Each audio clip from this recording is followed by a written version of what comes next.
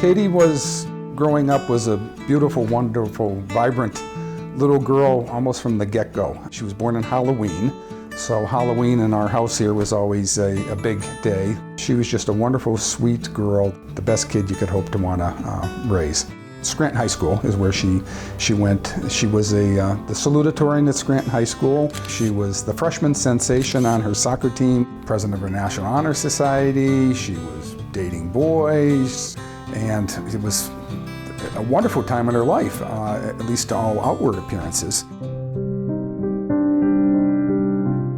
Katie first experience with the mental illness probably started before we as parents knew. This mental illness was causing all sorts of anxieties for her, and she was cutting on her arm, and she would cover it with her bracelets. This is when she was a senior in high school. We didn't know what to make of it because we had no experience in mental illness. The response when she came back to high school was just this silence. I don't think anybody was deliberately being mean or setting us aside. It's just that our friends and family and other people at the school don't know what to say. It took us a long time to begin to understand what this mental illness is, what bipolar disorder is. We had never heard of it.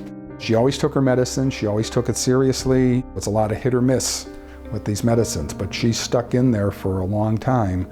But finally at the end, the last year, nothing was working. They were just throwing the medicine cabinet at her. She just became so terribly, terribly, painfully depressed, and she tried to pull herself out of it. The depression just overwhelmed her. She died from suicide in August 3rd, 2016.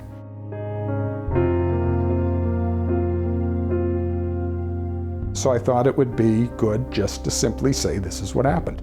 She had a mental illness and she died from suicide, but to recognize it as an illness, not as a character flaw or a moral failing or anything like that. It apparently spoke to what a lot of people with mental illness experience, and this obituary went viral.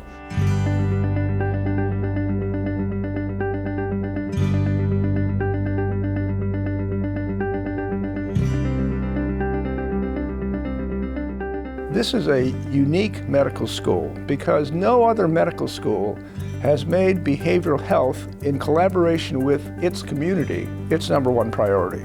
The Behavioral Health Initiative is a wonderful initiative that we at the Katie Foundation have been supporting because it brings the treatment of mental illness into the community. If you think about many of these issues and problems as being brain disorders, biologically based, strong genetic factors, then that's going to help remove the stigma that's been associated with having behavioral health problems, psychiatric problems.